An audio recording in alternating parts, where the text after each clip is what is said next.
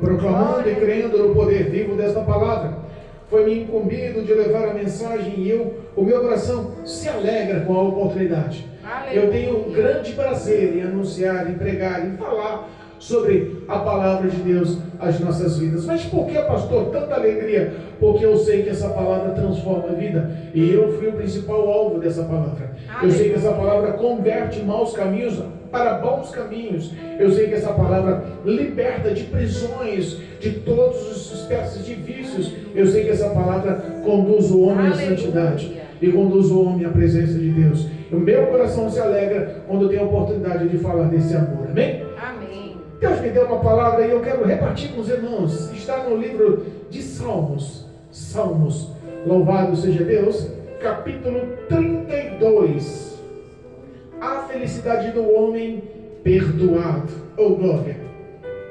Salmos, capítulo 32. Aos que nos acompanham, em nome de Jesus, pelo YouTube, pelo Facebook, em nome de Jesus, pega o exemplar bíblico e acompanha a leitura conosco.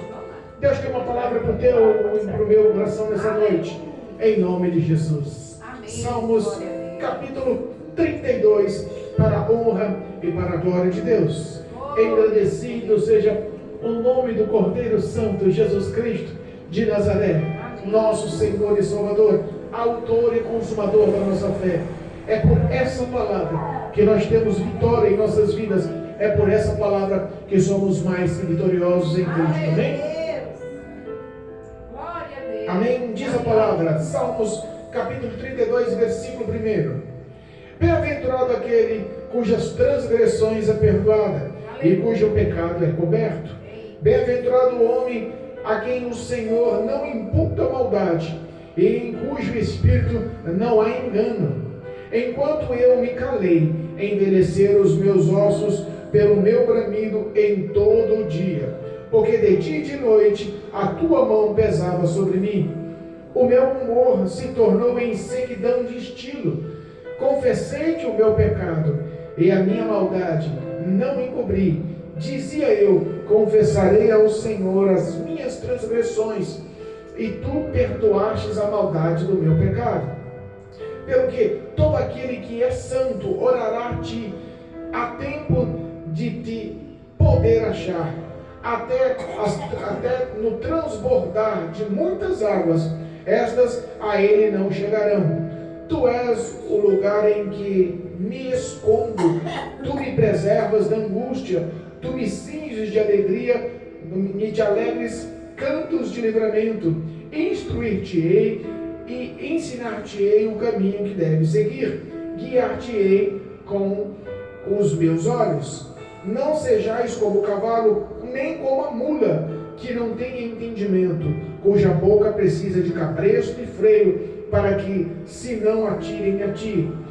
O ímpio tem muitas dores, mas aquele que confia no Senhor, a misericórdia o cercará. Alegrai-vos no Senhor e regozijai-vos vós, os justos, e cantai alegremente a todos vós que sois retos de coração. Amém? Louvado seja Deus. Podemos aceitar em nome de Jesus. Eita Deus, boa palavra linda.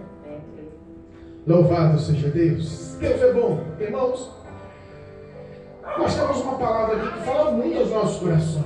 Nós temos uma palavra aqui que verdadeiramente ela descreve o interior do homem. Nós sabemos que esse Salmo 32 foi escrito, foi exposto por Davi. Salmo de Davi. E quando os teólogos e os grandes estudiosos nos falam a respeito desse Salmo 32, nós vemos o que Davi expõe ao se sentir perdoado, alcançado pela misericórdia de Deus, referente ao pecado de Davi. Pastor, que pecado é esse que pesou tanto a ponto de Davi se sentir bem-aventurado quando alcançou a misericórdia? Nós sabemos que a história de Davi é uma história conhecida, e nós conhecemos também todas as conquistas, conhecemos os livramentos, conhecemos as vitórias nas batalhas, conhecemos o reinado dele aprovado pelo povo, conhecemos que ele era um homem segundo o coração de Deus, valente, firme em palavras, Sabemos que era um homem que andava na justiça, gostava do que era íntegro, correto. Mas a Bíblia fala que em meio a todo esse caminho, segundo a vontade e a obediência de Deus, ele tropeçou e caiu. Ele tropeçou e caiu. E, irmãos, não cabe a nós olhar para aquele que tropeça e cai e apontar. Olha, eu falei, olha, eu disse, olha, esse não levanta mais, olha esse daí, olha, eu vou falar para você, sabia que não ia se firmar? Sabe aquelas pessoas que não quer compreender, mas automaticamente se põe numa posição de juiz e quer, sem se pôr na posição da pessoa, quer pôr na posição de apontamento e quer criticar os que caem. Entenda, o cair é do homem, o levantar pertence a Deus. Ninguém é maior ou melhor abaixo do sol. Os olhos do Senhor olhando a humanidade, toda a humanidade aos olhos do Senhor tem a mesma perspectiva, tem os mesmos alcances, são iguais aos olhos do Senhor. Deus não tem um grupinho, uma rodinha de preferidos. Deus não tem uma preferência exclusiva. Ah não, eu vou amar mais aquele grupo, mais aquele povo, mais aquela língua, mais aquela nação, mais aquelas pessoas do que a outros. Deus não ama de forma desproporcional. Sabe que Deus, Ele não te ama mais porque você é obediente e fiel, e não deixa de te amar menos porque você peca e erra. O amor de Deus é insondável, incalculável, incompreendido. Não dá para entendermos quão grande é esse amor. Davi entendeu que quando ele alcançou o perdão, a misericórdia, verdadeiramente ele se sentiu novamente um homem completo, um homem cheio da graça de Deus. Nós sabemos que Davi, o ato da queda, o ato do erro de Davi, foi no momento de batalha, no momento de guerra, em vez de estar liderando o exército, decidiu ficar em casa.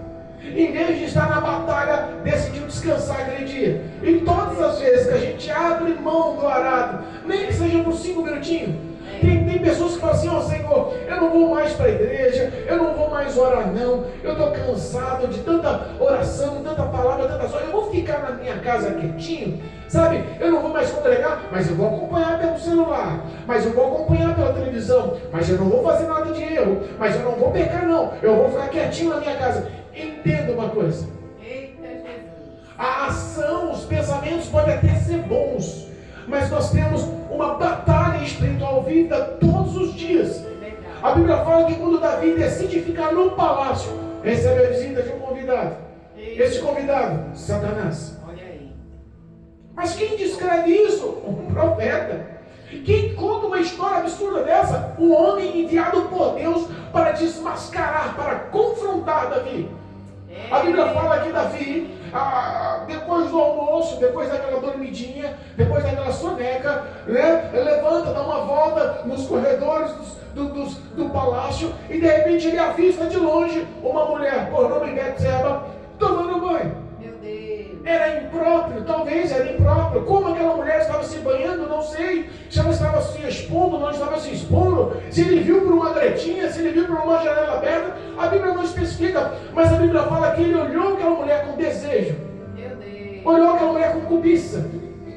E ele fez de tudo, todas as artimanhas do seu poder, na sua astúcia, na sua inteligência, para trazer aquela mulher até ele e para conquistá-la. A Bíblia não fala como aconteceu e nem quanto tempo durou. A guerra estava acima. Os soldados estavam nas batalhas e o esposo daquela mulher era um soldado valente de Davi que estava honrando Jerusalém com a sua própria vida na frente da batalha. Por nome Urias, o Eteu. Mas a Bíblia fala que Davi traz aquela mulher, traz para o palácio e no mínimo vai a conquistando, vai seduzindo, e a Bíblia fala que ele consuma o ato e se deita com aquela mulher. Meu Deus. Passa um tempo, vem a notícia: Davi, estou grávida. Meu Deus. Olha só, a ação, o desejo, a prática do pecado sempre tem consequências. Meu Deus. Às vezes nós achamos que não. Ah não, Deus compreende, Deus entende. Às vezes queremos imputar o nosso pecado, o nosso erro para os outros. Não é verdade? Às vezes nós queremos colocar a culpa em terceiros. Verdade, Deus. Não queremos assumir. E ele fica com aquilo na cabeça: e agora o que eu faço? Eu engravidei aquela mulher, E sabe o que dizia a lei? Se aquela mulher fosse descoberta gestante grávida, sendo que o pai estava o esposo estava na batalha, estava na guerra, consumando, todo mundo sabia, aquela mulher seria morta a pedradas. Meu Deus. E se ela expressa que o filho foi do rei, e tem como provar com uma ou duas testemunhas, com certeza também Davi seria exposto ao adultério, e a lei dava o direito dele também ser morto a pedrada. Meu Deus. Condenação das consequências. Mas a Bíblia fala que Davi, astuciosamente, seus pensamentos carnais, malignos, induzem aquele homem ao outro pecado. Traz dissimuladamente o marido, Urias da guerra. Nós conhecemos a história. E formula um assuntinho aqui, um papo ali, elogia, quer saber como da guerra, joga um papinho para cá, um papinho para lá, e fala assim: vai para tua casa, vai descansar, vai deitar. O projeto era que, se ele fosse para casa e deitasse com a esposa, estava resolvido o problema. A gravidez já tinha como comprovar. Mas aquele homem era íntegro e fiel aos seus valores, e ele não foi para sua casa. Como posso eu ir para minha casa se os meus compatriotas, se os soldados de Jerusalém, se a arca da aliança, se o meu comandante estão no campo de batalha? Como eu vou voltar para minha casa e deitar com a minha mulher, comer, beber, me banhar e me esbanjar em prazeres? Como posso? Sendo que perdeu o comando e o controle, entenda? Perdeu-se o comando e o controle daquela situação. E a Bíblia nos fala que Davi, ele formula uma situação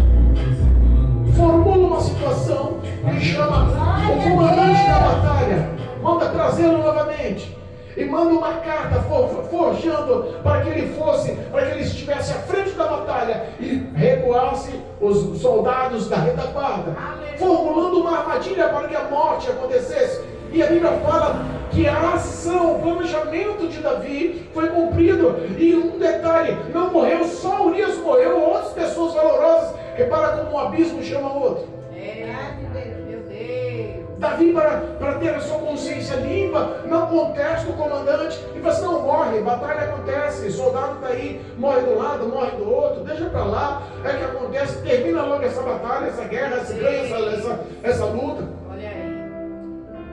Passa um tempo de luto daquela mulher. Davi traz ela para sua casa, assume ela como esposa. O tempo percorre. Aquela mulher, depois de 9 meses, vem dar luz. Entenda uma coisa: ela vem dar luz. E em todo esse período, em todo esse tempo, nós vemos o que Davi expressa em seus pensamentos e sentimentos, em suas ações. Meu Deus. Ele começa expondo, louvado seja Deus, no versículo 3, olha o versículo 3 do capítulo 32, enquanto eu me calei, envelheceram os meus ossos pelo meu bramido em todo dia. Tradução: enquanto eu me calei, parece que acarretou os males sobre a minha vida. Enquanto eu não confessei, enquanto eu não orei, enquanto eu não denunciei o meu pecado. Sabe que a ciência e a medicina nos provam que cerca de 50% das pessoas que vão para o hospital, que estão passando mal com alguns tipos de doença, diz que 50% dessas pessoas, as doenças são causas psicomáticas, são causas intelectuais mal resolvidas, são situações que acarretam todo tipo de males, levando o homem ao adoecimento, à doença, aos males. Davi vivia isso. A Bíblia tem um salmo que nos fala que a palavra do Senhor é saúde para os nossos ossos, mas quando desobedecemos a palavra, o que Davi expressa é o oposto: os meus ossos se envelheceram, se enfraqueceram. Ele perdeu o vigor, a saúde, parece que ele foi definhando. E espiritualmente, parece que a graça saindo dia após dia, ele foi perdendo. O diabo, ele é assim.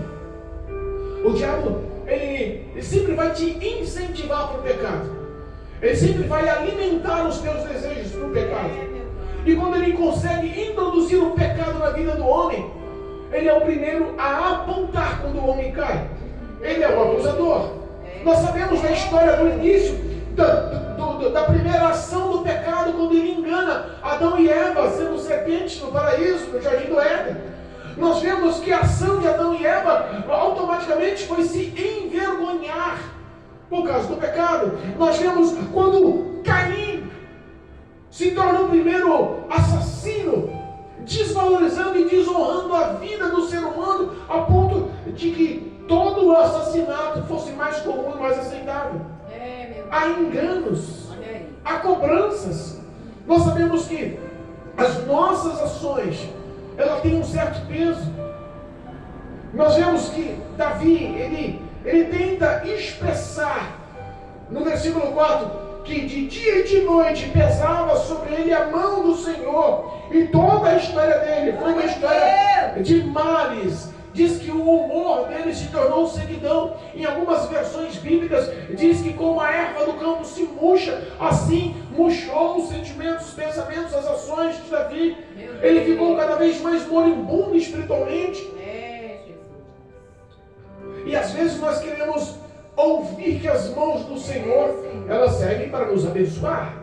Já ouviu muitos pregadores que Deus estendeu as suas mãos e as mãos não estão encolhidas para te abençoar, que o teu nome está gravado nas palmas das mãos, que Deus com o poder da tua mão há de te honrar. Nós já vemos, e é real, é verdade, mas essa mesma mão de Deus que tem poder de abençoar, também tem o poder de pesar. E dura coisa é quando a mão de Deus pesa sobre a vida do homem. Meu pai. Existe um peso interno na vida do homem que não dá para descrever. É verdade. O vazio que gera na vida do homem, o seu subconsciente que começa a lhe apertar, só consegue ser transformado e mudado com a confissão, com a oração. Aleluia. Oh. Sabe que Cristo Jesus, Ele tomou esse papel em nossas mãos.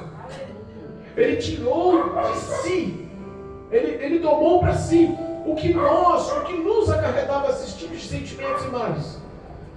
Quando fala em confessar, nós lembramos lá em Provérbios, capítulo 28, versículo 13. Louvado seja Deus. Provérbios, vamos lá. Provérbios, capítulo 28, versículo 13, diz assim: engrandecido é o nome do Cordeiro. Louvado seja Deus. Provérbios, engrandecido é o nome do Senhor. Glória a Deus. 28, 13. Diz assim: o que encobre as suas transgressões ou os seus pecados nunca prosperará, mas o que confessa e deixa alcança misericórdia. Aleluia. Davi, ele estava vivendo a parte B desse versículo. Ele encobertou aos olhos de Deus o adultério e o homicídio. Ele, nesses meses que ele estava vivendo sem a confissão, ele sentiu as mãos de Deus pesando sobre a vida dele dia e noite. Sabe o que representa isso? Dia e noite, 24 horas, a consciência dele pesada. Eu imagino ele olhando aquela criança, o teu filho dele com Betseba, ele olhando a criança e o coração dele apertado. O fruto veio através do pecado, através do erro. Eu imagino ele olhando Betseba e ele analisando: eu matei o marido dela. Eu imagino como aquilo não pesava sobre a alma, sobre o espírito dele. Mas entenda, para ele viver a parte B desse versículo, não foi tão simples. Mas o que confessa e deixa alcança misericórdia não foi tão simples. A gente vê que no versículo, louvado seja Deus, o versículo 5 da leitura do capítulo 32, diz assim, ó: confessei o meu pecado e a minha maldade não encobri. Mas foi essa a verdade?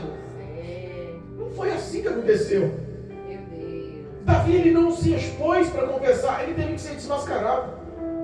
Meu Deus. Ele não se expôs, ele não tomou a atitude. Deus deu tempo para ele tomar atitude. E Deus manda um homem, um profeta inteligente. Vamos esclarecer. Por nome Natan, ele manda um homem inteligente para desmascarar Davi. E qual seria a ação de desmascarar o homem mais poderoso de Jerusalém? Glória a Deus. O homem que, se você falasse, ele tinha autoridade de te mandar te prender ou te matar. Ele chega como profeta, mas ele fala como amigo. Ele chega com a autoridade de Deus, mas ele se põe no lugar do Davi e ele expressa uma realidade através de uma parábola, de uma história. Davi, com o seu senso de justiça, entende e acarreta que a maldade que aquele homem fez foi extremamente difícil, mas ele fala: este homem é tu, Davi. Eita, meu Deus. Existia numa cidade 2 homens, um rico e um pobre. Olha aí. O rico tinha muitos bois, vacas, muitos animais. E o pobre só tinha uma cordeirinha.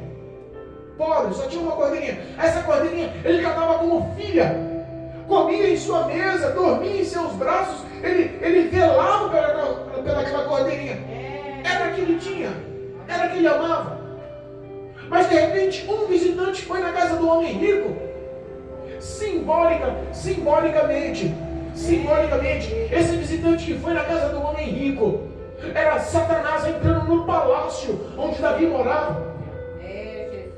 E aquele homem rico, tendo bens, tendo como lhe servir e fazer um grande banquete, em vez de matar um dos seus animais e fazer uma grande refeição, honrando o visitante, não. Decide no quintal do vizinho roubar a única cordeirinha que tinha. E às vezes o diabo faz isso. Quer mostrar para você que a grama do vizinho é mais verdinha. Quer mostrar que o nosso Deus às vezes demora muito nas suas promessas. Ele é mais imediatista. Ele quer mostrar para você: não, vem comigo que a vitória é rápida, é prática. Daqui uma semana você conquistou tudo que você sonha. Meu Deus, Então Davi, ele não precisava. Ele era casado, tinha suas mulheres, tinha seus filhos, e se ele precisasse, Deus o honraria nisso ainda mais, era só ele pedir. Deus não honrou ele só sobre família, Deus honrou ele em todo o reinado de Jerusalém, mas ele decidiu dar crédito à sua carne, incentivado pelo inimigo invisível da nossa alma, que às vezes nos incita a viver o pecado. Mas a Bíblia fala que quando Davi decide confrontar, depois daquela história de dizer: esse homem é digno de morte, para cordeiro que ele matou, ele vai restituir, que ele roubou, ele vai restituir 4 vezes mais. Ele começa a expressar o seu espírito de justiça, porque Davi tinha esse espírito de justiça. Sabe o que Natão fala? Davi, você é esse homem. meu Deus. Glória a Deus. Aquilo pesou na mente dele. Aquilo deve ter sido um choque emocional, espiritual. Você confessar, você assumir. Foi o que Davi fez. Ele poderia ter acarretado os males. Não, a culpa não é dele, não. A mulher decidiu tomar banho de porta aberta lá. Rapaz, eu me empolguei. Mas a culpa não foi minha. Ele não poderia ter acarretado o problema para outros. Mas não. Ele assume. Pequei. Eu somente pequei contra o Senhor. A oração do Salmo 51 mostra o perfil de confissão, a verdade do que ele confessava, do que ele sentia no coração quando ele falou. O capítulo 51 de Salmos mostra a expressão dessa confissão, do abandono do pecado e da reconciliação através da misericórdia. A oração do capítulo 51 de Salmos diz assim no versículo 1: tem misericórdia de mim, ó Deus, segundo a tua benignidade, apaga as minhas transgressões, segundo as tuas misericórdias, lava-me completamente da minha iniquidade, purifica-me do meu pecado, porque eu conheço as minhas transgressões e o meu pecado está diante de mim. Contra ti somente pequei. Repara que ele declara que foi ele quem pecou, que foi ele quem arquitetou, que foi ele quem adulterou, que foi ele que projetou, que foi ele que assassinou, que foi ele que omitiu. Meu Deus. É fogo. Quando o homem decide assumir o seu pecado, olha só, entenda, Deus, ele não aceita e ele não quer, ele não tem relacionamento com o homem de coração duro. Ele poderia acarretar os problemas para outro. Lembra de Caim? Caim, cadê seu irmão? Ué, por acaso sou eu guardador do meu irmão? Meu Deus estava esperando Caim. O que aconteceu? Daí Caim podia falar: Senhor, eu pequei. Poderia ter confessado. Deus esperava a confissão de Caim.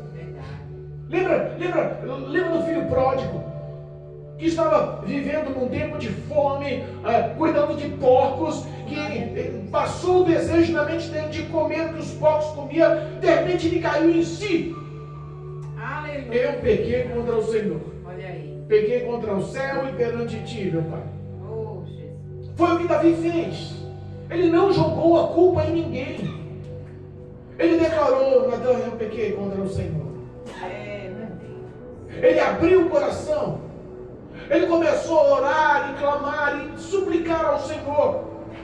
E o tópico da oração dele, no capítulo 51, versículo 10, ele diz: Senhor, ele confessa os pecados, ele conta com a misericórdia do Senhor, ele pede para que o Senhor o limpe, o lave, o purifique. E ele fala: em tudo isso, Senhor, cria em mim um coração voluntário, inabalável, para te honrar, para andar em retidão, para servir ao Senhor.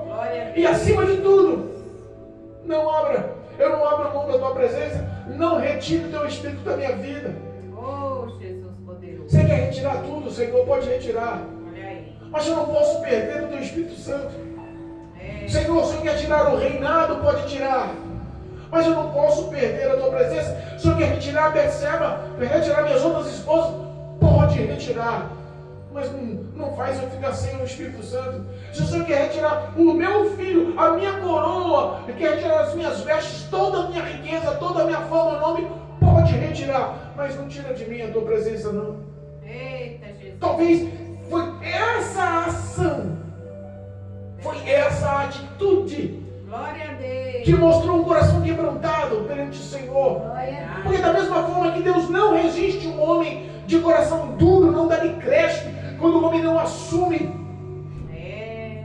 Ele também não resiste um homem com o coração quebrantado, É verdade. que humilhado pede a misericórdia, Aleluia. que bate no peito e fala: não sou digno, mas tem misericórdia de mim. Aleluia. Usa da tua benignidade. Oh, A ti pertence a misericórdia e o perdão, não há outro. olha aí. Não retira de mim a tua presença. Essa foi a ação que verdadeiramente fez a graça do Senhor se voltar, porque ele estava digno e condenado à morte. Espiritualmente ele estava morto, Meu Deus. e fisicamente ele tinha todo o respaldo perante a lei para ser apedrejado, ele e Betseba. Verdade. Meu Deus. Mas a Bíblia fala que Deus, usando o profeta, diz que o Senhor te perdoou. Aleluia. E quando fala o Senhor te perdoou, o Senhor te perdoou, não isenta ele da consequência do pecado. Olha aí. O perdão de Deus, Glória a Deus. o perdão de Deus não ausenta o homem da consequência das suas práticas de pecado. Meu Deus. Mas entenda uma coisa: Glória a Deus. quando o homem é alcançado pelo perdão de Deus, ele aguenta passar pela aprovação da consequência do pecado. Como assim, pastor? O versículo 1 do capítulo 32 que nós lemos. É Deus. Ele expressa: bem-aventurado é aquele cuja as transgressões é perdoada e cujo pecado é coberto. Glória a Sabe o que representa um homem bem-aventurado? Um homem mais do que feliz, um homem mais do que alegre, é um homem bem-aventurado. As bem-aventuranças do Senhor mostram uma verdade, uma alegria, uma exultação no coração que nada pode se comparar. Ele se sentiu um homem bem-aventurado por ter tido seus pecados perdoados, por ter tido a sua iniquidade perdoada. Ele confessou e Deus acarretou a verdade da sua confissão, aceitou o teu pedido de perdão, perdoou, não tirou a presença do Espírito Santo, mas a consequência aconteceu. Por 7 dias ele ficou com a cara em terra. 7 dias ele jejuou, 7 dias ele orou, pensando: quem sabe Deus tenha misericórdia da criança, que não tem nada a ver, eu que pequei. Olha aí. Mas Deus falou que a criança ia morrer, Meu Deus. que a espada nunca mais sairia de dentro do lar dele. Meu Deus. Olha só, ele conseguiu passar tudo isso, porque ele se sentiu um homem bem-aventurado por não perder a presença de Deus. ele conseguiu superar, porque ele se sentiu um homem limpo, ele se sentiu um homem purificado. O versículo 2 do capítulo 32 de Salmos diz assim, ó: bem-aventurado o homem a quem o Senhor não imputa maldade e em cujo espírito não há engano. Glória a Deus. Algumas traduções dizem assim, ó: bem-aventurado o homem em quem o Senhor não encontra maldade ou iniquidade e em cujo espírito não há dolo. Quando nós falamos bem-aventurado é o homem que o Senhor não vê ou não imputa maldade, sabe o que representa a palavra imputa? A palavra imputa maldade ou iniquidade é bem-aventurado o homem ao qual Deus não acarreta sobre ele suas consequências, seus pecados. Eita, Jesus. Ele não põe na conta dele. Olha só, você pecou, mas a consequência do seu pecado eu não vou pôr na sua conta. Cristo Jesus levou por nós. Oh, Jesus. Cristo Jesus decidiu tomar todos os nossos pecados sobre si. Entenda, Davi, ele entendeu que a graça do Senhor, entendeu que a presença do Senhor, entendeu que o coração dele foi visto por Deus, e ele se sentiu um homem limpo, porque os olhos do Senhor não viu nele, e não lançou sobre ele a consequência daquilo, perdoou ele, não colocou a ação, não colocou a responsabilidade sobre ele, perdoou ele. E fala assim, ó, em que o espírito não há engano, ou em que no coração do homem, o desejo, o projeto, o sentimento do homem, não há dolo. Sabe o que representa a culpa ou dolo? Intenção. Existem ações que nós pecamos e há pecados que nós fazemos involuntários, sabia disso? Pecamos involuntariamente. Temos consciência que nascemos de novo, temos consciência que somos pertencentes a Cristo Jesus, temos consciência que o Espírito Santo mora no templo que é o nosso coração, temos consciência do poder vivo da palavra de Deus que nos lapida, temos consciência do nosso nome escrito no livro da vida, temos consciência que pela graça somos salvos, mas em meio a toda essa consciência, não deixamos de ser pecadores. É verdade. Todo dia pecamos. Todo dia erramos. E aí é que está a diferença. Deus Todo-Poderoso. Porque nós sabemos que nós pecamos, mas nós confiamos num Deus poderoso, grandioso, vivo, que pode mudar a consequência das nossas vidas. É Deus. Jesus, obrigado. A maior mudança foi Cristo Jesus para mim e para você. Aleluia. Lá em 2 Coríntios, capítulo 5, versículo 19, diz assim, ó, 2 Coríntios, capítulo 5, versículo 19, isto é Deus.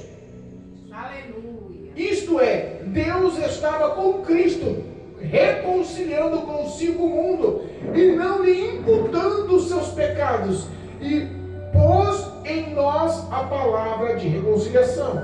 Aleluia. Olha só, Deus estava com Cristo, reconciliando o homem para com ele. Como foi essa reconciliação? A morte na cruz do Calvário. Ele não imputou, ele não colocou essa conta em cima do homem, ele colocou essa conta em cima de Jesus na cruz do Calvário. Oh, meu Deus. Ele colocou as nossas culpas Olha aí. em Cristo Jesus. Ele colocou as minhas iniquidades, as minhas mazelas, a minha imundícia em cima de Jesus. Lembra quando o salmista fala que nós fomos tirados de um charco de lodo? É verdade. O pecado representa vestes sujas, sujeira, imundícia. Deus está falando que Ele não imputa, Ele não lança a consequência dos nossos pecados em cima do homem, porque Cristo Jesus nos justifica através da cruz do Calvário. Aleluia. Nos justifica. O versículo 21 do capítulo 5 de 2 Coríntios diz assim, ó: aquele a quem não cometeu pecado, o fez pecado por nós, para que nele fôssemos justiça. Fôssemos feitos justiça de Deus. Oh, Jesus poderoso. Sabe por que Deus é justiça? Porque Ele não condena o mesmo pecado duas vezes. Nós somos pecadores e iníquos. A nossa carne peca todos os dias. E nós não somos maiores ou melhores que ninguém. Não olhe para as pessoas com desprezo porque você está na igreja. Não olhe para as pessoas com desprezo porque você se sinta ou se acha maior do que está no ministério. Entenda, aos olhos do Senhor somos todos iguais. Não há pecadinho ou pecadão. A diferença entre nós é que nós temos a reconciliação em Cristo Jesus. Lembra lá em 1 João capítulo 2, versículo 2?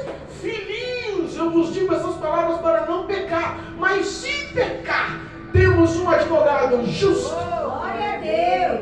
Aleluia. Então ele nos justifica. Por que Jesus é um advogado justo? Porque ele lá na cruz do Calvário, ele pegou os pecados da Dalvinha. Lá na cruz do Calvário, ele se apropriou das iniquidades da Mari. Lá na cruz do Calvário, ele pegou as maldições do Marcelo. Lá na cruz do Calvário ele pegou a minha iniquidade, o meu pecado.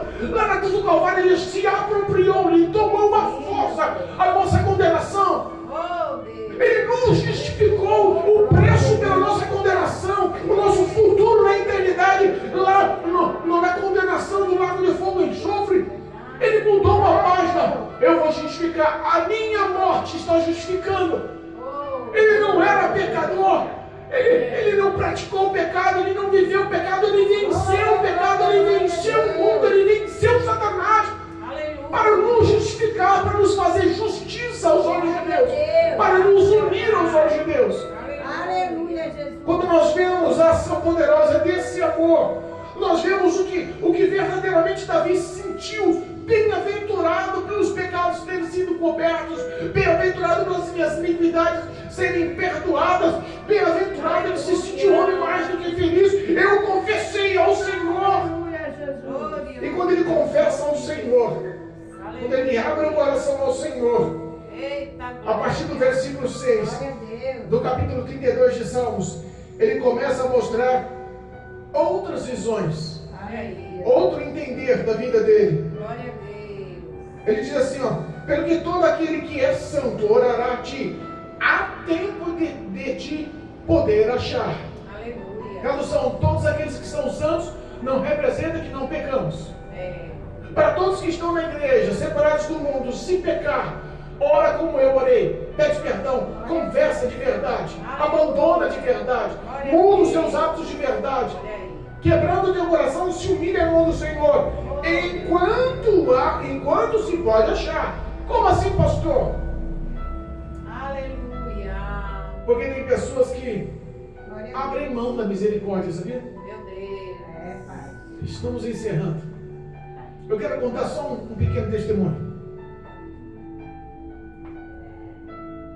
Um pai descobre que o seu filho se desvinculou no colégio. Meu Deus. Por maus amigos, más influências. Olha aí. O filho começa a consumir álcool, começa a consumir drogas, maconha, cocaína, crack. Ele se afunda nos vícios, ele se afunda na imoralidade, na sexualidade, ele se afunda nas madrugadas, nos fluxos, nas baladas. Ele começa a viver a prática constante do pecado. Meu Deus. Mas em pouco tempo, esse menino adoece. O pai leva preocupado ao hospital e o diagnóstico do médico diz: o teu filho está com um câncer pulmonar muito intenso, muito grave, muito severo. O câncer já está no estágio muito crítico. Nós temos que começar o tratamento agora e não vai ser barato. Se você quiser preservar a vida do seu filho, se você quiser dar a segunda oportunidade, o tratamento tem que começar agora. O pai fala: não, vamos cuidar, vamos internar, não importa o quanto eu vou gastar. E os médicos lutam de todas as formas. E eles falam: olha, chegou o nosso limite. Mas fora do Brasil, lá nos Estados Unidos, tem um tratamento, tem um especialista, tem um medicamento, tem uma ação que realmente ainda tem a última esperança. O pai faz empréstimos, o pai pede rescisão da empresa, o pai vende a sua própria casa, acumula os bens, leva o filho para os Estados Unidos. Chega nos Estados Unidos, 6 meses no tratamento nos Estados Unidos. Quando chega o diagnóstico final, chega o laudo final, o médico nos Estados Unidos olha para o filho e fala: recebeu a segunda chance. olhou para o pai, pai, valeu a pena o seu investimento. Todo esse sofrimento, toda essa prova, toda essa luta, você conquistou a cura. O seu filho está de alta, está com os pulmões curados, recebeu a segunda oportunidade de vida.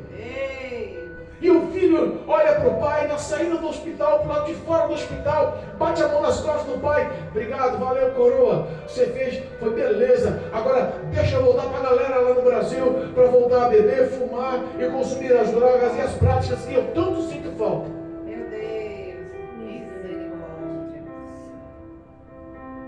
É por isso que Davi fala, enquanto há tempo de se achar, ora ao Senhor, renunciando ao pecado. Enquanto você tem essa oportunidade, não abra mão da misericórdia. Muitos estão vivendo uma condenação certa, estão vivendo a consequência de estar condenados pela eternidade no inferno, não pelo pecado, mas porque desistiram da misericórdia e do amor de Deus. Mas porque abriram mão da graça, abriram mão do sacrifício na cruz do Calvário. Muitos estão abrindo mão da fé. Verdade, Deus. Experimentaram a graça, experimentaram a salvação, o poder da palavra, as promessas do Espírito Santo e decidiram abandonar a fé. Olha aí. A Bíblia fala que para esses é impossível a reconciliação e o arrependimento. Meu Deus. É por isso que Davi orienta, busca, ora ao Senhor, ora. Você ainda se enquadra no perfil dos santos. Pede misericórdia. Não há pecado, não há pecadinho ou pecadão, não importa o que você fez. Se você for verdadeiro, sincero, não sei o que você está vivendo hoje na sua casa. Eu não sei qual a destruição, qual o deserto. Eu não sei onde Satanás colocou. Eu não sei onde a tua carne te guiou. Mas eu sei de uma coisa: há poder no sangue de Jesus para perdoar pecados. Há poder na cruz do Calvário. Ele se fez maldito. Ele tomou os seus pecados para te justificar, para te reconciliar com o Senhor. Glória a Deus. Ele começa a expressar que olha só, quando transborda, parte B do versículo 6, do capítulo 32, quando transbordar as muitas águas, estas não te chegarão. Quando fala em muitas águas, em Apocalipse nós lembramos que muitas águas representam povos, línguas, gente, nação, pessoas. Quando todas as pessoas descobrirem o teu pecado, o apontamento, a condenação das pessoas não vão mais te alcançar. Sabe por quê? E ele expressava: porque o Senhor Deus é o meu refúgio. Aleluia. Porque o Senhor Deus, Ele é o meu refúgio, é a minha segurança. Eu confessei a Ele. Então o apontamento, o acusador, Satanás, não tem mais poder de lhe apontar e dizer: a Dalvinha não é digna de entrar no céu, a Mara não é digna de estar na igreja, o Marcelo não é digno de estar na oração. Não há mais apontamento. Fomos resgatados pelo sangue de Jesus. Não interessa o que o povo vai pensar, somos justificados pelo sangue do Cordeiro. Existe uma batalha e nós sabemos que nós temos que ser guiados por Deus. Glória a Deus. O versículo 7 diz: Tu és o lugar em que eu me escondo, Tu me preservas da angústia, Tu me cinges de alegria e canto de livramento. Oh, glória a Deus. E aí o próprio Deus começa a falar: instruir-te-ei e guiar-te-ei no caminho que deve seguir, guiar-te-ei com os meus olhos, eu vou te guiar. Olha só, eu sei que o processo que você vai pagar pela consequência do pecado vai ser dura.